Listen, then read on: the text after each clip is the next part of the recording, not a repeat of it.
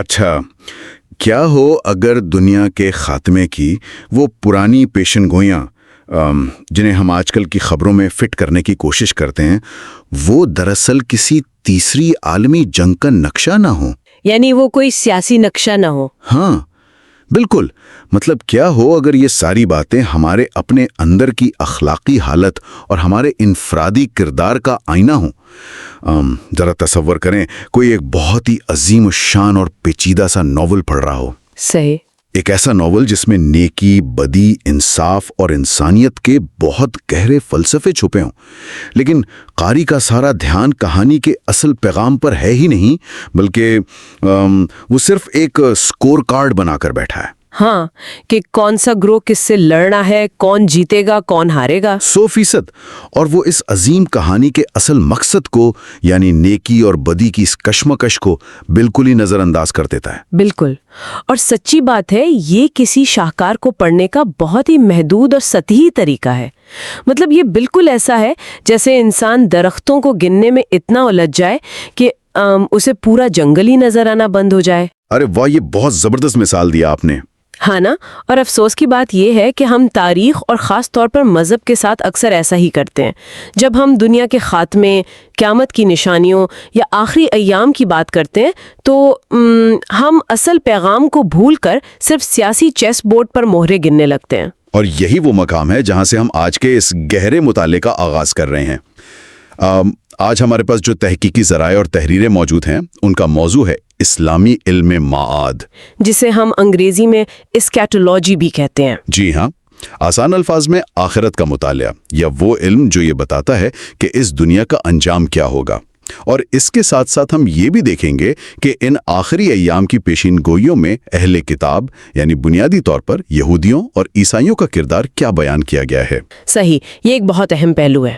تو آج ہماری اس علمی نشست کا مقصد اس بات کی تہہ تک پہنچنا ہے کہ ان قدیم ابراہیمی تحریروں اور پیشن گوئیوں کی اصل نوعیت کیا ہے۔ مطلب کیا یہ آج کی بین الاقوامی سیاست کو سمجھنے کا کوئی چھپا ہوا خاکہ ہے، یا پھر ایک وسیع تر اخلاقی اور روحانی کشمکش کا بیان؟ کیونکہ لوگ تو اکثر انہیں آج کی خبروں کی طرح ہی پڑھتے ہیں۔ بالکل، وہ انہیں اپنے سوشل میڈیا کی نیوز فیڈ کی طرح دیکھتے ہیں۔ تو چلیں اس کی تہیں کھولتے ہیں۔ ہمارے ذرائع بتاتے ہیں کہ اسلامی اور دیگر ابراہیمی روایات میں آخری جنگوں کا ذکر بہت تفصیل سے آتا ہے، لیکن جو بات سب سے زیادہ نمایاں ہے وہ یہ کہ اس ساری صورتحال میں زور کسی ایک گروہ کو محض کوئی سیاسی یا نسلی کردار دینے پر نہیں ہے۔ میں بتاتی ہوں، یہ بات واقعی بہت اہم ہے۔ جب ہم ان قدیم نصوص یا تحریروں کا مطالعہ کرتے ہیں تو ایک چیز جو ہمیں سمجھنی چاہیے وہ یہ ہے کہ ہم انسان ہر چیز کو گروہوں اور شناخت کے خانوں میں بانٹنے کے بہت عادی ہو چکے ہیں۔ ہاں، ہم فوراً ٹیمیں بنا لیتے ہیں۔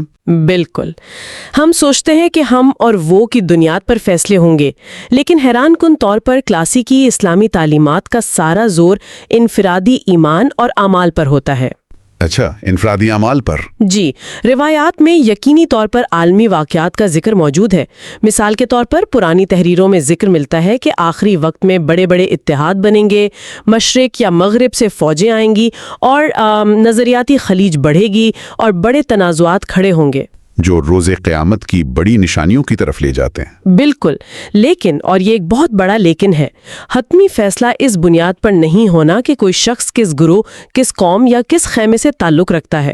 حتمی فیصلہ خالصتاً انفرادی اعمال کی بنیاد پر ہے، اور یہی وہ بنیادی نقطہ ہے جو آج کل کی سیاسی بحثوں اور سنسنی خیز ویڈیوز کے شور میں کہیں دب جاتا ہے۔ اچھا، میں یہاں آپ کو تھوڑا روکنا چاہوں گا کیونکہ میرے ذہن میں ایک بہت ہی فطری سا سوال آ رہا ہے، اور شاید یہ سوال ان تحریروں کو پڑھنے والے ہر عام انسان کے ذہن میں آتا ہوگا۔ جی بالکل، پوچھیں۔ میں تھوڑا سا اس نقطے پر اختلاف کرنا چاہوں گا۔ آپ کہہ رہی ہیں کہ اصل زور انفرادی اعمال پر ہے، لیکن اگر ان مذہبی تحریروں میں باقاعدہ عالمی اتحاد کا ذکر ہے، مختلف جغرافیائی علاقوں کی نشاندہی کی گئی ہے، اور باقاعدہ فوجوں کے ٹکراؤ کا دنیاوی منظرنامہ کھینچا گیا ہے، تو کیا یہ فطری بات نہیں کہ لوگ اس سے پوری قوموں کا اجتماعی انجام اخذ کریں؟ میں سمجھ رہی ہوں آپ کا اشارہ کس طرف ہے۔ मेरा मतलब है अगर मकसद सिर्फ ये बताना था कि एक अच्छा इंसान बनो तो इतनी बड़ी आलमी मंजरकशी, इत्तेहादों और जंगों की पेशिन गोइयों की ज़रूरत क्या थी? जब तहरीरों में दुनिया की सफ़बंदियों का जिक्र इतनी तफसील से हो तो एक आम कारी अगर उनको पढ़कर आज की फ़लाँ कौम से जंग की पेशिन गोई अख़ज़ करता है तो हम उसे कैसे गलत कह सकते हैं? ये एक बहुत ही ज़बरदस्त और वाकई चैलेंज करने वाला सवाल है, और ये सच है कि जब इन तहरीरों में इतनी तफसीलात मौजूद हैं तो किसी का भी जहन फ़ौरन दुनियावी नक्शों की तरफ जाएगा। हाँ ना, सीधी सी बात है। लेकिन अगर हम इसकी तह में जाएं और ये देखें कि कदीम उलमा और मुहक्किकीन ने इसे कैसे समझा तो ये उलझन दूर हो सकती है। बात दरअसल मैक्रो यानी वसी तर कैनवस और माइक्रो यानी इनफरादी सतह के फ़र्क की है। अच्छा, ये फ़र्क कैसे काम करता है? देखें, वो जंगें, वो फितने और वो आलमी हालात जिनका जिक्र उन पेशन गोइयों में है, वो दरअसल उस स्टेज या उस पसे मंज़र की निशानदेही करते हैं जिसमें इंसान की आजमाइश होनी है। यानी वो वाक़यात बज़ाते खुद मकसद नहीं है, वो बस एक बैकग्राउंड बना रहे हैं। बिल्कुल दुरुस्त। वो उस माहौल की तस्वीर कशी कर रहे हैं जिसमें इंसान का इम्तिहान लिया जाएगा। उलमा इस बात पर जोर देते हैं कि इन नुसूस में बयान करदा आलमी वाक़यात और आखिरी जंग का मकसद दुनिया को किसी जोग्राफियाई या सियासी नक्शे में बांटना नहीं है। तो फिर असल मकसद क्या है? इन पेशन गोइयों का असल मकसद ये बताना है कि जब दुनिया में बहुत अफरा तफरी होगी, जब मुआशरे का इखलाकी ज़वाल अपने उरूज पर होगा और जब हक और बातिल गुडमड़ हो जाएंगे तो उस वक्त नेकी पर कायम रहना कितना मुश्किल होगा। ओ, तो ये अखलाकियात का टेस्ट है। जी, ये तहरीरें इंसाफ के क़याम, इंसानों पर आने वाली बड़ी आजमाइशों और बिल आखिर नेकी की फैसला कुन फतह जैसे मौज़ूआत को उजागर करती हैं, और इसीलिए कई माहिरीन इन ख्यालात को लफ्जी या खालिस्तन सियासी मानों में लेने से गुरेज की तलकीन करते हैं। हाँ, ये बात वाकई समझ में आ रही है, क्योंकि जब आप इसे सिर्फ सियासत के ऐनक से देखते हैं तो आपकी सारी तवज्जो इस बात पर लग जाती है कि आजकल का कौन सा मुल्क या कौन सा लीडर किस पेशन गोई में फिट बैठता है। बिल्कुल, और आप असल नुक्ता मिस कर देते हैं। हाँ, और इस चक्कर में आप ये पहलू नज़रअंदाज कर देते हैं कि रोज़े क़यामत फैसला इज्तमाई वाबस्तगी की बुनियाद पर नहीं बल्कि इस बात पर होना है कि बहैसियत एक फ़र्द इस अखलाकी ज़वाल और इन आजमाइशों के दौर में इंसान का अपना किरदार कैसा रहा। क्या उसने इंसाफ का साथ दिया या वो भी इस अंधी जंग का हिस्सा बन गया? 100% ऐसा ही है। और अगर हम तारीखी तौर पर देखें तो सदियों से मुहक्किकीन ने इन पेशन गोइयों को इसी तरह समझा है। उन्होंने इन्हें इंसान की रूहानी तरबियत का जरिया बनाया। लेकिन हम आज क्या कर रहे हैं? आज हमने इन अजीम फलसफियाना और रूहानी तहरीरों को बस एक सियासी टूल बना लिया है। और यहाँ आकर बात वाकई बहुत दिलचस्प हो जाती है, खास तौर पर अहले किताब के हवाले से। जी, वो कैसे? क्योंकि अगर हम उसका तारीखी और नज़रियाती पस मंज़र देखें और अपने तहकीकी ज़राए पर गौर करें तो अहले किताब को एक मुश्तरका इब्राहिमी पस मंज़र की वजह से तारीखी तौर पर सिर्फ तनाज़ुआत या किसी आखिरी जंग के विलन के तौर पर नहीं देखा गया। सही बात है। इन नुसूस की बुनियाद पर इस्लामी तारीख में उनके साथ मुकालमे, इफ़हाम व तफ़हीम और एक साथ मिलजुल कर रहने की बात की गई है। यानी ये तहरीरें इंसान को मुकालमे की तरफ बुलाती हैं, मुश्तरका अक़दार की बात करती हैं। हाँ, लेकिन आज के दौर में हम इसके बिल्कुल बरक्स देखते हैं। बिल्कुल, हम सदियों पुरानी तहरीरों को एक डिकोडर रिंग की तरह इस्तेमाल करने की कोशिश करते हैं। अरे वो डिकोडर रिंग वाली मिसाल जो आप दे रहे हैं वो बहुत मौजू है। जरा इसकी नफ्सियात पर बात करते हैं ना कि इंसान ऐसा करता क्यों है। हाँ, मैं यही सोच रहा था, जैसे बचपन में हम सीरियल के डब्बों से निकलने वाले खिलौनों से खुफिया पैगामात पढ़ने की कोशिश करते थे, आजकल लोग बैनुल अक़वामी सियासत के साथ बिल्कुल वैसे ही कर रहे हैं। सोशल मीडिया पर तो उसकी भरमार है। बिल्कुल, बाकायदा लंबी लंबी पोस्ट्स बनती हैं कि मशरिक़ वस्ता में या यूरोप में होने वाला फला वाक़या दरअसल उस 1000 साल पुरानी पेशिन गोई का हिस्सा है।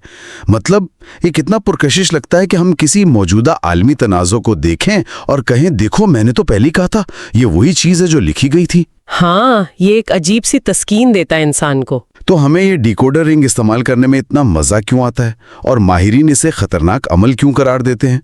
तो इस सब का आखिर मतलब क्या है? देखिए, ये एक बहुत गहरा नफ्सियाती पहलू है। मैं समझाती हूँ। جب دنیا میں بہت زیادہ بے یقینی ہوتی ہے، جنگیں ہو رہی ہوتی ہیں، وبائیں آتی ہیں یا معاشی حالات خراب ہوتے ہیں، تو انسان کو ایک عجیب سا خوف اور بے بسی محسوس ہوتی ہے۔ اسے لگتا ہے کہ سب کچھ آؤٹ آف کنٹرول ہو گیا ہے۔ بالکل، اسے لگتا ہے کہ دنیا اس کے کنٹرول سے باہر ہو گئی ہے۔ ایسے میں جب وہ موجودہ دور کی خبروں کو کسی قدیم مذہبی پیشین گوئی کے ساتھ جوڑتا ہے تو اسے ایک مصنوعی سا اطمینان ملتا ہے۔ اچھا، یعنی وہ خود کو تسلی دے رہا ہوتا ہے۔ جی، اسے لگتا ہے کہ شکر ہے، سب کچھ ایک طے شدہ منصوبے کے تحت ہو رہا ہے اور مجھے پتا ہے کہ آگے کیا ہوگا۔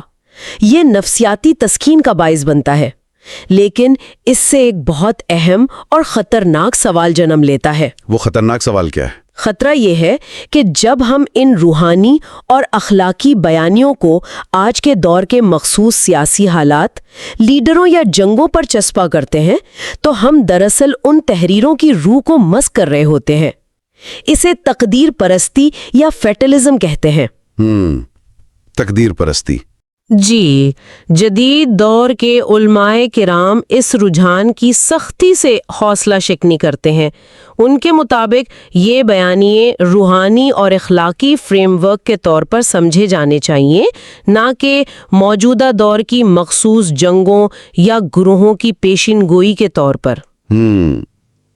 میں سمجھ رہا ہوں، یعنی اگر کوئی یہ مان لے کہ موجودہ دور کی کوئی بھی جغرافیائی جنگ تو صدیوں پہلے سے طے ہے اور یہ وہی آخری جنگ ہے جس کا وعدہ کیا گیا تھا، تو پھر وہ انسان امن کی کوشش کیوں کرے گا؟ بالکل، وہ تو یہی سوچے گا نا کہ یہ تو ہونا ہی ہے۔ ہاں، وہ کہے گا کہ اسے روکا نہیں جا سکتا، تو پھر ہاتھ پاؤں مارنے کا کیا فائدہ؟ یہی وہ خطرہ ہے۔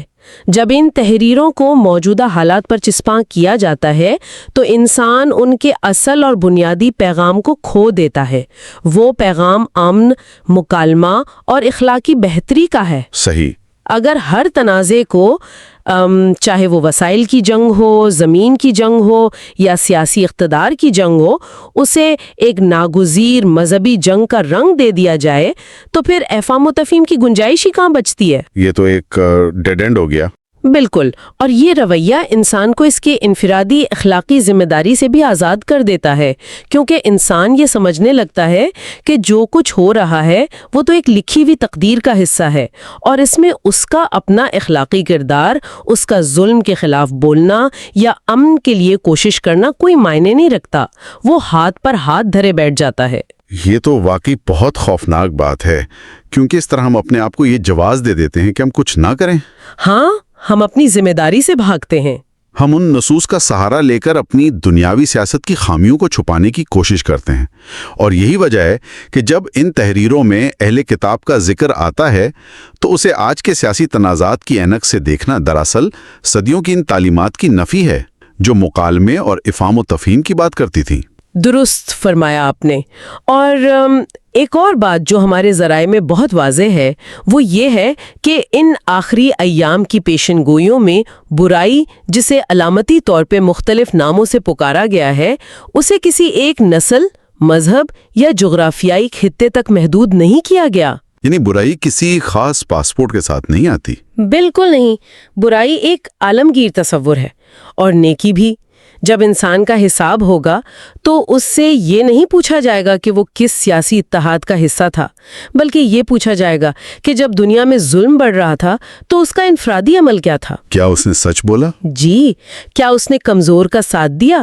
یہی وہ اصل امتحان ہے جس کی طرف یہ ساری پیشن گوئیاں اشارہ کرتی ہیں۔ یہ بات بہت زبردست ہے، یعنی اس سارے گہرے مطالعے کا نچوڑ یہ نکلا کہ ہمارے ذرائع ہمیں یہ بتا رہے ہیں کہ یہ نصوص اور یہ پیشن گوئیاں دراصل اخلاقی آزمائشوں اور حق و باطل کی اس جنگ کے بارے میں ہے جو ہر دور میں ہر انسان کے اندر اور باہر جاری ہے۔ بالکل ایسا ہی ہے۔ یہ آج کی سیاست کو سمجھنے کا یا یہ جاننے کا کہ خبروں میں نظر آنے والا کون سا ملک کس کے ساتھ الحاق کرے گا، اس کا کوئی نقشہ یا پلے بک نہیں ہے۔ بالکل نہیں ہے، یہ کوئی پلے بک نہیں ہے، اور اسے اس طرح پڑھنا ان عظیم تحریروں کے ساتھ بڑی ناانصافی ہے۔ اور اس بات کو سمجھنے کی اہمیت آج کے دور میں واقعی بہت زیادہ بڑھ گئی ہے، کیونکہ آج ہم معلومات کے ایک ایسے طوفان میں گھرے ہوئے ہیں جہاں روزانہ سنسنی خیز خبریں ہم پر بمباری کرتی ہیں۔ ہاں، ہر طرف ایک شور مچا ہوا ہے۔ تو یہ فریم ورک ہمیں ان حقائق کو درست تناظر میں دیکھنے کے قابل بناتا ہے۔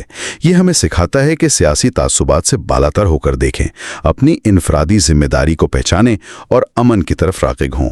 اور ہم اس پیچیدہ ناول کو، جس کا ذکر ہم نے شروع میں کیا تھا، ہم اسے اسکور کارڈ کے بغیر پڑھنا شروع کر دیتے ہیں۔ اور تبھی ہم اس کی کہانی، اس کے درد اور اس کی امید کو سچے معنوں میں سمجھنے لگتے ہیں۔ بالکل۔ اور یہی وہ بنیادی نقطہ ہے جو ان روایات کو خوف کی علامت کے بجائے اخلاقی شعور بیدار کرنے کا ذریعہ بناتا ہے۔ جب ہم انہیں صحیح تناظر میں سمجھتے ہیں تو یہ ہمارے اندر خوف پیدا کرنے کے بجائے ہمیں ایک بہتر انسان بننے کی ترغیب دیتی ہیں۔ بہت خوبصورت بات ہے۔ یہ ہمیں سکھاتی ہیں کہ برائی اور آزمائش کے وقت میں ہمارا کام دنیا کی تباہی کی تاریخیں مقرر کرنا نہیں ہے، ہمارا کام ڈیکوڈر رنگ لے کر بیٹھنا نہیں ہے، بلکہ اپنے اعمال اور کردار کو سنوارنا اور انصاف کے ساتھ کھڑا ہونا ہے۔ واقعی کتنی خوبصورت بات ہے یہ کہ ہمارا کام تاریخیں مقرر کرنا نہیں بلکہ اپنا کردار سنوارنا ہے۔ اور اسی سوچ کے ساتھ ہم آج کی اس گفتگو کو سمیٹتے ہیں۔ جی بالکل۔ ہم نے دیکھا کہ کیسے علم ماد اور آخری ایام کی ان تحریروں کا مقصد کبھی بھی سیاست نہیں تھا، بلکہ انسان کی روحانی بیداری تھا۔ لیکن جانے سے پہلے ہم ایک ایسا سوال چھوڑ کر جانا چاہتے ہیں جو ہم سب کو اور سننے والوں کو اس موضوع پر نئے سرے سے اور زیادہ گہرائی میں جا کر غور کرنے پر مجبور کر دے گا۔ ضرور بتائیں۔ اگر یہ قدیم پیشین گوئیاں اور آخرت کے بیانے کبھی بھی آج کے سیاسی نقشے بنانے کے لیے تھے ہی نہیں، اگر ان کا مقصد کبھی بھی یہ بتانا تھا ہی نہیں کہ کون سا ملک کس ملک پر حملہ کرے گا، تو کیا یہ ممکن ہے کہ آج کی دنیا کے بہت سے تنازعات اور ان میں ہونے والا جانی نقصان دراصل اس لیے شدت اختیار کر گئے ہیں کیونکہ انسان اپنی موجودہ دور کی پریشانیوں اور اپنے اقتدار کے خوف کو زبردستی ان قدیم روحانی تحریروں پر مسلط کر رہا ہے؟ یہ تو ایک بہت ہی گہری سوچ ہے۔ ہاں، کیا ہم اپنی دنیاوی کمزوریوں کا جواز تلاش کرنے کے لیے اس عظیم الشان ناول کے پنوں پر صرف اپنی مرضی کا جنگی سکور کارڈ تو نہیں چھاپ رہے؟ یہ یقیناً سوچنے کی بات ہے۔